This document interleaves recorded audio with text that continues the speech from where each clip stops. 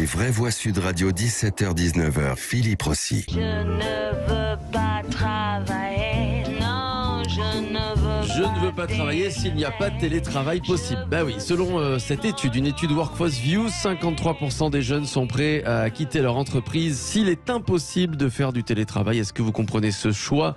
Vous dites non à 55% sur les réseaux sociaux, vous votez sur le compte Twitter de Sud Radio, sur la chaîne YouTube de Sud Radio, et puis on va vous écouter dans un instant. Vous nous appelez 0826 300 300 pour réagir. On en débat tout de suite avec Annéry Lepalec, Olive et Jérôme Laverny. C'est une de vos spécialités, l'emploi. Je commence avec vous. Vous comprenez, vous, ces jeunes qui sont prêts, ça va loin, quitter leur emploi parce qu'il n'y a pas de possibilité de jours télétravaillables. Alors, de toute façon, il y a deux choses. Sur le sujet du télétravail, il est maintenant ancré, institutionnalisé. C'est terminé. Sur le site de l'APEC, aujourd'hui, il y a la mention télétravail. Les entreprises elles-mêmes anticipent de toute façon cette exigence et cette demande. Ils mentionnent les jours de télétravail, si c'est possible, en temps plein. Donc, rappelez-vous cette émission que nous avions faite avec Juliette Funès, de ce temps, pas très loin, où le télétravail était complètement inenvisagé par les entreprises. Là, maintenant, c'est mort, c'est institutionnalisé. Maintenant, il y a l'autre sujet, c'est le rapport au travail. Et la crise sanitaire a laissé éclater au grand jour une espèce de rapport un petit peu bizarre, où on est tombé avec ce serpent de mer du sens du travail dans des considérations un peu hasardeuses. Parce que on a l'impression parfois que ce qui a du sens dans le travail, c'est deux choses. Un, quelque chose qui doit impérativement me plaire, correspondent à ce que je veux faire, ce que j'aime. Et là, il y a une confusion des genres. On peut d'abord aimer des choses que l'on ne transforme pas en travail. On peut chanter simplement sous sa douche et ne pas vouloir être chanteur. Voilà. Et puis, on fait pas toujours ce qu'on veut dans la vie. Et c'est omettre et écarter et passer du revers de la main quelque chose qui est inhérent à n'importe quelle production, création, action, c'est-à-dire la pénibilité, l'effort. Pour faire du sport, pour être un bon sportif, il faut s'entraîner. Et cet entraînement, que ce soit de la course à pied, que ce soit de la musculation, que n'importe quoi, va supposer de la sueur, donc de l'effort. Et il en va pour le sport exactement de la même façon que pour le travail. Et donc, on ne peut pas convaincre des générations entières que ce qui a du sens est forcément que quelque chose qui doit plaire. Et puis d'abord, il y a le mythe du goût d'abord. Pour que quelque chose plaise, il faut déjà le connaître. Or, on n'a pas de politique en France pour faire connaître les métiers. Donc, fatalement, un jeune qui veut faire un métier, c'est dans un registre très restreint. Le panel est très restreint. Donc il faut véritablement rétablir un autre rapport au travail par rapport aux jeunes. Et puis alors attention, parce que sens, on leur dit le sens, oui ça sert, etc. Oui, encore je le disais tout à l'heure, ça voudrait dire quoi alors? Coiffeur et poissonnier, ça n'a pas de sens parce que ça sert à trop peu de gens. Mais non, une vie est honorable, elle est vraiment très honorable, même si elle ne doit servir qu'à une seule personne. Moi je crois dans la générosité et le caractère humanitaire, même lorsqu'il est restreint à une seule personne dont on connaît le nom et le visage. Et les gens qui poussent des hauts cris, qui se jouent les professeurs de morale avec des humanités et des grands H, des hommes avec des grands H, la générosité avec un grand G majuscule, moi je m'en méfie comme de la peste. Et donc ça veut dire qu'on a tout un tas de jeunes qui se portent sur des métiers parce qu'ils sont sexy, parce qu'ils font bien.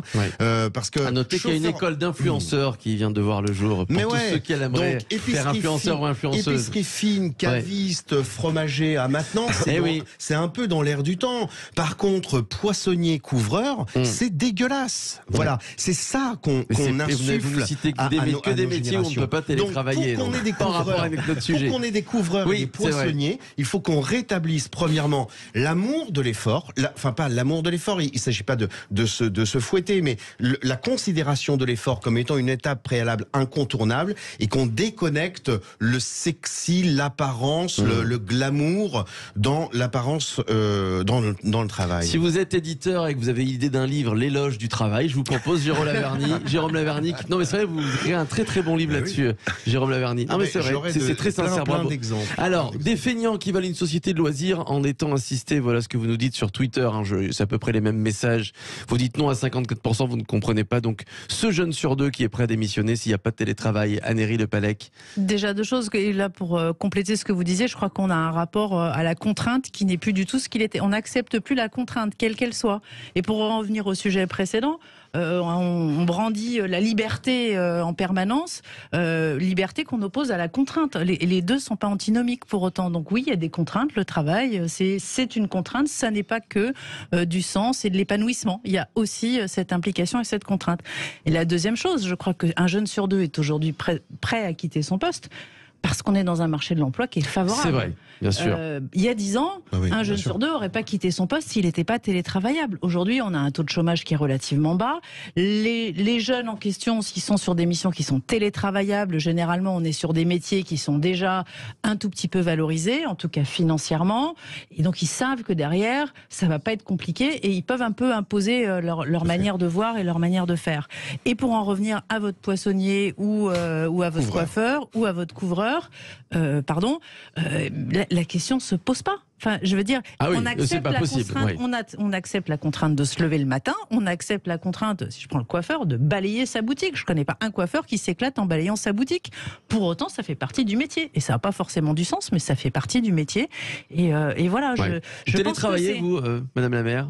Vous avez l'occasion, mais... à part pendant le Covid et cette fameuse crise du Covid, le premier confinement, mais vous octroyez de temps en temps 1 ou 2 jours de télétravail? Non, mais par contre j'évite des déplacements inutiles. Oui. C'est-à-dire pour aller à une réunion qui dure 1 heure et faire 2 heures de route aller, 2 heures de route retour, si on peut la faire en visio, je le fais en visio. Ouais. Mais c'est plus dans cet esprit-là. Et d'ailleurs, ça va devenir aussi une question, le coût du transport, le coût du carburant. Bon, voilà, ça peut être des enjeux qu'on peut combiner. Mais là où je vous rejoins, c'est tout à fait cette recherche du sens absolument, et on veut faire quelque chose qui... non, je pense que le travail, on s'est un tout petit peu éloigné de la mission très voltairienne du travail. Olive, vous télétravaillez, vous? Non, hein, vous savez pas ce que c'est. Non. Nous on se déplace beaucoup. On se déplace beaucoup. Je suis d'accord avec la fin en fait qu'on vient d'entendre. Moi il y a 2 cas de figure en fait qui se posent. S'il y a un jeune qui vient me voir en me disant ouais mais Oli je voudrais télétravailler parce que le gasoil est trop cher, j'ai trop de déplacements pour pouvoir y aller et mieux gagner ma vie, pourquoi pas, ça peut se discuter. Maintenant si on me dit je veux rester à la maison parce que c'est plus pratique et puis en même temps je peux m'occuper aussi un peu des enfants, de faire le ménage à la maison et ce qui s'ensuit, parce que on va arrêter de se mentir, c'est ce qui se passe en télétravail. Ça se passe comme ça partout. Bah moi je dis non. On dit qu'en télétravail on est beaucoup plus productif, qu'on est... J'en suis pas sûr. Moi, tous ceux qui ont témoigné ont dit je suis beaucoup plus productif à la maison. J'éteins mon ordinateur beaucoup plus tard, par exemple, parce qu'il n'y a pas le transport. Moi, je vais un peu à l'ancienne. Je suis pas trop d'accord avec ça. Et je vais vous dire pourquoi. On est en train de casser tous ces liens de sociabilité qui sont super importants. On nous a enfermés pendant 2 ans. Sortez de chez vous, nom de Dieu. Sortez de chez vous. Et c'est super important. Vous voyez ce plateau, il serait complètement différent si on était tous derrière notre écran à la maison. Là, c'est pas pareil. Il y a vraiment un aspect humain. Il faut garder cet aspect humain. Moi, si enfermer tout le monde pour travailler à la maison, plus personne se parle, plus personne discute, c'est pas pour moi. C'est un super bon exemple. Ça, vous aussi, vous avez télétravaillé avec des invités à distance pendant oui, bien sûr. Et ça a quand même une autre gueule. Pendant 3 mois, on était même chez nous, sur notre canapé, avec les micros, les casques. Et ça a quand même une autre tête comme ça, d'être là en face les uns des autres. Et pourtant, c'est de la radio. On n'a pas besoin d'image. Vous avez juste besoin du son de notre voix. Enfin, même s'il y a de l'image à la radio maintenant. Ben voilà, c'est pas pareil. Et je suis désolée, mais j'entends comme vous ces chiffres sur la productivité extraordinaire en télétravail. Sceptique, moi. Ah ouais, Jérôme, je suis emploi. Alors si quand même, il y a dans un certain nombre de postes cadres des gens qui se sont retrouvés engoncés dans une situation où, à la maison, ils se retrouvaient dans la situation que peut connaître un étudiant. Quand un étudiant a une liste de livres sur lesquels baser sa préparation à un diplôme, parfois il n'y a pas de limite. Et donc on a certains salariés qui ne se donnaient pas de limite. On a aussi des entreprises qui n'ont pas su gérer le télétravail dans la mesure d'efficacité, dans la mesure de travail qui ont été un peu décontenancés par cela. Mais tout peut s'affiner, tout doit s'affiner. Et là encore une fois, dans une stratégie un peu plus globale, là encore une fois avec des pouvoirs publics qui ne sont pas au rendez-vous. Qui sont pas au rendez-vous, on l'a déjà dit. Si il y a un intérêt au télétravail, c'est par exemple la possibilité que des gens puissent rester ou aller dans des zones un peu plus dépeuplées. Très bien. Alors pourquoi laisser des billets de train aussi chers qu'ils le sont aujourd'hui? Parce qu'on peut pas défendre le développement durable et laisser des billets de train pour aller à je sais pas où, à Grenoble ou je ne sais où, à 150 €, 200 €, en jouant la SNCF qui spécule sur l'affluence. Non mais c'est pas vrai ça. Donc si on veut du télétravail, si on veut protéger l'environnement, alors il faut mettre dans la boucle les transports et donc notamment les billets de train. On peut pas spéculer sur du pognon de déplacement professionnel. Il y a pas, vous vous rendez compte qu'il n'y a pas d'abonnement SNCF, sauf un truc qui marche pas du tout, tout. Pour le télétravail, c'est juste dingue comme truc. Bon, donc les choses sont à parfaire. Bon, maintenant, ça a été ancré dans notre société.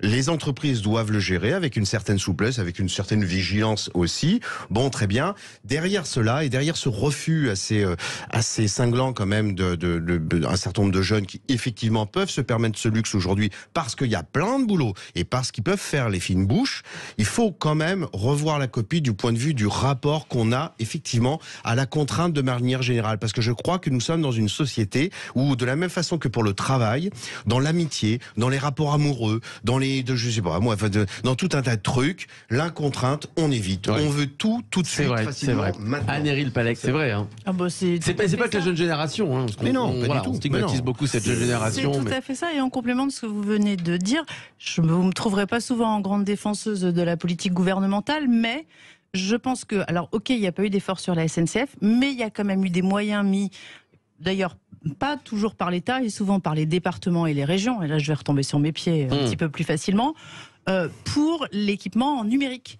Parce que pour du télétravail, il faut de la fibre, il faut du haut débit, il faut de l'outil, il faut de l'infrastructure. Et là, il y a quand même eu, c'est pas parfait, ça peut être amélioré, il y a encore des inégalités territoriales, il y a encore plein de choses à faire. Mais effectivement, il y a quand même eu un vrai coup d'accélérateur qui a été mis, qui était déjà enclenché avant l'épidémie de Covid et qui alors ça c'est très intéressant, et alors c'est à Madame le maire que je m'adresse, parce que là pour le coup il y a peut-être aussi à revoir la copie du point de vue de la méthodologie de l'action des services publics gouvernementaux. En fait, quand un gouvernement, quand une région, quand un département décide de faire quelque chose sur un registre, la fracture numérique, qu'est-ce qu'il fait? Il met de l'argent sur la table. Et ben pas toujours. En s'exonérant et en faisant des appels à projets et en s'exonérant d'avoir l'ingénierie de ce qui doit être fait.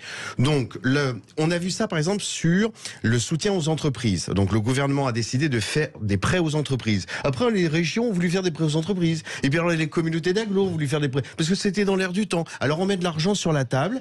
C'est un peu technique à dire, mais... Juste en alors, une seconde, très vite, Anne-Héry Le Pallec, en un quart de seconde, on va faire une petite pause. Le département dans lequel je suis, on s'est dit, on sait pas faire, c'est pas notre métier, c'est pas un département de déployer de la fibre optique. Donc, on a lancé un appel à candidature. Il y a une entreprise qui a répondu, 0 argent public. D'accord, qui a déployé la fibre sur tout le territoire, 100% fibré. Oui, alors, le déploiement de la fibre, c'est autre chose. Ah bah, c'est quand même, pour le télétravail, c'est quand même le moteur de... Allez, on va poursuivre le débat. Jérôme, on va poursuivre le débat dans un instant. Restez avec nous, un jeune sur deux prêts à quitter leur job s'il est impossible de faire du télétravail. Vous ne comprenez pas leur choix sur le compte Twitter de Sud Radio. Vous ne comprenez pas à 54%. Vous nous appelez au 0826 300 300.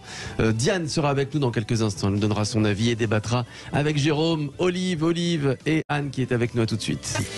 Avec Anne-Héry Le Pallec ce soir, Olive, Jérôme Laverny, 53% des jeunes qui sont prêts donc à quitter leur entreprise s'il est impossible pour eux de télétravailler. Est-ce que vous comprenez ce choix? Vous dites non à 55% et ça ne bouge pas. Sur le compte Twitter de Sud Radio, vous votez également sur YouTube, vous en avez la possibilité et vous nous appelez au 0826 300 300. C'est ce qu'a fait Diane. Bonsoir ma chère Diane. Bonsoir tout le monde. Bonsoir, vous appelez d'où Diane? De Perpignan. Perpignan, vous êtes en télétravail? Non, je ne suis pas. Mes enfants sont en âge d'être télétravail et des amis qui sont aussi en âge de télétravailler et qui l'ont fait pendant le Covid, et il y en a beaucoup qui n'ont pas apprécié le télétravail, tout simplement parce que quand elles sont à la maison, elles ne peuvent pas travailler comme quand on est dans une entreprise. Il manque les collègues, il manque aussi le rapport humain. Et puis quand on bloque sur quelque chose, sur un dossier, avec une collègue, on ne peut arriver à résoudre ce problème. Là, tout seul, vous le résolvez. Et moi, j'ai eu affaire avec des gens qui faisaient du télétravail, notamment la sécurité sociale et les allocations. Et je peux vous dire, et qui continuent actuellement, je peux vous dire que c'est une galère. C'est une galère. Parce que le trois quarts, quand on lit les renseignements, ils ne le savent pas. Ils ne savent pas vous les donner. Et puis quand vous entendez derrière les gosses crier quand vous leur demandez des renseignements, ça aussi, vous les entendez crier derrière. Et les parents qui leur disent arrête, je suis en train de travailler. Vous croyez que c'est intelligent? Non, mais il faut arrêter. Parce que vous voyez, il y a des reportages à la télé. Vous les voyez tous à Miami, vous les voyez tous dans les îles, là, avec une piscine en train de faire des colliers, maisons, tout ce que vous voulez, ou d'autres dossiers qui sont dans les pieds dans l'eau. Et voilà, ça donne envie de rêver à tout le monde. Mais la réalité, il faudrait quand même qu'on rentre dans la réalité. La réalité, il faut bosser. Et dans la vie, il y a des contraintes dans tout, dans toute une vie, qu'aussi bien familiale que travail. Et s'il ne faut pas les accepter, on ne travaille pas et on va au RSA. Je sais qu'il y en a beaucoup qui font. Alors, tout ce que vous avez dit, alors c'est vrai que c'est quand même bien décrit, à l'instar de je travaille sur mon ordi avec les pieds dans l'eau dans la piscine de Miami, et cette image, on essaie de travailler avec notre petite ou notre petit de 2 ans qui nous embête malheureusement, mais c'est comme ça, c'est la vie. Ça a beaucoup plu Olive, c'est bien décrit, n'empêche. Ouais, non, mais je suis entièrement d'accord avec ce qui vient d'être dit, sauf la fin qui était un peu forcée. Il faut arrêter, il faut aller au RSA. Non, je pense qu'il faut éviter de passer par ce chemin-là. Mais sinon, tout ce qui est décrit, je suis entièrement d'accord. C'est d'ailleurs ce que j'essaye de défendre au quotidien. Sortez de chez vous. Mais Diane, est-ce que vous comprenez si vous êtes à la retraite, Diane ? Oui. Vous êtes retraité. Bon, si forcé. Bon, non, mais si vous travailliez encore, est-ce que ça aurait pu vous tenter le télétravail ? Est-ce que vous comprenez ce choix d'être à la maison ? J'étais aide-soignante, donc je n'aurais pas pu le faire pour me soigner sur une masse, mais je ne pouvais pas. Mais le problème, c'est que j'arrive à comprendre. C'est idyllique. On a envie, tout le monde a envie de rester à la maison et de travailler, de faire nos heures qu'on a envie, comme on veut, et ce qui nous plaît. Tout le monde, c'est un rêve. C'est une utopie. Mais c'est pas possible. Il faut être tout à fait dans la réalité. Il y en a certains qui peuvent, mais il y en a d'autres qui peuvent pas. Et j'ai une amie, la belle-mère de ma fille, qui l'a fait. Elle travaille pour Yves Saint-Laurent. Eh ben, je peux vous dire que pour les instituts, pour le produit de beauté, eh ben, je peux vous dire qu'elle n'a pas apprécié et elle n'aime pas ça. Et elle veut y revenir au travail. Elle veut revenir dans son labo. Elle veut pas rester dans la maison. Et je peux vous dire que ça ne lui plaît pas du tout. Et elle a été obligée de les faire. Et ça ne lui a pas du tout plu. Il faut dire que tout le monde, ça ne plaît pas à tout le monde non plus. C'est vrai qu'on parle beaucoup de ceux qui apprécient le télétravail, on parle pas de ceux qui sont enquiquinés par le télétravail et qui sont parfois obligés. Tiens, on revient à la contrainte, Jérôme et Anne, on en parlait, la contrainte que notre société n'accepte plus. Voilà, on veut plus de contraintes dans notre vie professionnelle et même parfois plus largement dans notre vie de famille. Enfin, on est quand même fait pour vivre en société, et vivre en société, c'est aussi faire des concessions, c'est aussi s'imposer des règles et c'est aussi avoir un certain nombre de contraintes, sinon ça marche pas. Enfin, sinon, est-ce que vous ne pensez pas que c'est aussi de la faute, un peu, Olive, aux réseaux sociaux ? C'est vrai que ça nous fait rêver, les réseaux sociaux. On voit la vie des autres. Alors sachez qu'en général, quand ça va bien, on le met sur les réseaux sociaux. Quand ça va pas, on ne le dit pas. Donc attention. Il y a la vraie vie, les réseaux sociaux, c'est-à-dire un peu la télé-réalité. On voit beaucoup d'influenceurs aujourd'hui où ils nous font voir des vies de rêve. On en parlait à l'instant, les pieds dans l'eau, comme l'auditrice le disait. Souvent d'ailleurs à Dubaï en ce moment, puisqu'ils sont un petit peu planqués tous là-bas. Et c'est pas la vraie vie. En fait, faut sortir un peu de tout ça, je pense, parce que le vrai monde du travail, c'est pas ça du tout. Et c'est d'ailleurs ce que je dénonce à travers moi, les influenceurs et tous ces émissions qu'on peut voir à la télévision, parce qu'en fait, on apprend ça à nos gosses, et c'est ça. Et après, on se demande pourquoi les jeunes voudraient ça, parce qu'ils l'ont vu tout le temps à la télé, en fait. Et on n'arrête pas de leur mettre ça dans le crâne. Mais la vraie vie et le vrai monde du travail, je pense pas qu'il est là. Et puis au-delà du monde du travail, c'est très particulier à la France, mais on a aussi tout un pan de notre activité qui est un peu en dehors des radars, qui est toute l'activité associative. On sait qu'on a toute l'activité bénévole, l'engagement bénévole, etc. Et donc le fait de se recouper, de rester derrière chez soi, de diminuer nos relations sociales qui sont essentiellement basées sur le travail quand même, dans notre vie d'adulte, malheureusement ça prend une grande partie, et ça va aussi appauvrir, je pense, cette vie d'engagement, de bénévolat, d'envie d'aller vers les autres, et c'est un des fondements de notre économie en France, la vie associative. C'est vraiment un pilier hyper important, un peu en dehors des radars, mais sans lequel notre modèle serait beaucoup plus fragile. Alors, il nous reste une petite minute. Tiens, Jérôme Laverny, si on se projette dans une dizaine d'années, comment vous voyez les choses ? Vous êtes plutôt pessimiste parce que qu'est-ce qu'on va vouloir dans 10 ans avec les réseaux sociaux qui vont encore, évidemment, il y en aura d'autres, des réseaux sociaux. Dire parce que précisément le télétravail, on pouvait pas le prévoir, mais justement, moi, je pense qu'il faudrait quand même revoir effectivement la copie, un peu philosophique, et encore une fois, non pas ériger en vertu le fait de souffrir, de connaître des épreuves, mais tout de même de se dire que parfois, il ressort de l'effort, il ressort de la contrainte des choses qui peuvent être un petit peu plus glorieuses. Prenons l'exemple de l'architecture. C'est vrai que c'est beaucoup plus commode de mettre une grosse plaque de ciment, de béton, de je sais pas quoi, pour construire un immeuble ou une maison. Mais quelque chose me dit que les récentes constructions sont bien moins durables, indépendamment de bien moins belles, que celles qui ont consisté à mettre pierre par pierre Vous savez, ces vieux murs qu'on voit, qui sont magnifiques, ou les immeubles parisiens qui tiennent encore debout quand on a des constructions récentes à peine de 5 ou 10 ans qui font déjà la tronche parce qu'elles sont moches, parce qu'elles vieillissent mal. Eh bien, parfois, la contrainte a certaines vertus. Et puis, alors, s'agissant du télétravail, il s'agit d'agir avec une certaine mesure. Oui, 1 ou 2 jours par semaine, pourquoi pas, pour certains métiers, pour certaines entreprises, dans certains contextes, mais pas le généraliser à tout le monde, comme il eût été complètement débile, et comme c'était le cas précédemment, de dire non, non, non à tout le monde. Voilà, il s'agit de faire ça avec mesure, quoi. Un jeune sur 2 donc prêt à quitter leur job si le télétravail n'est pas possible. Est-ce que vous comprenez ce choix? Vous dites non. Le score final sur les réseaux sociaux, le compte Twitter de Sud Radio. Merci à vous, ma chère Diane, d'avoir débattu avec nous et de nous avoir donné votre avis. C'était un plaisir. Merci à vous, Diane. Merci beaucoup. Les vrais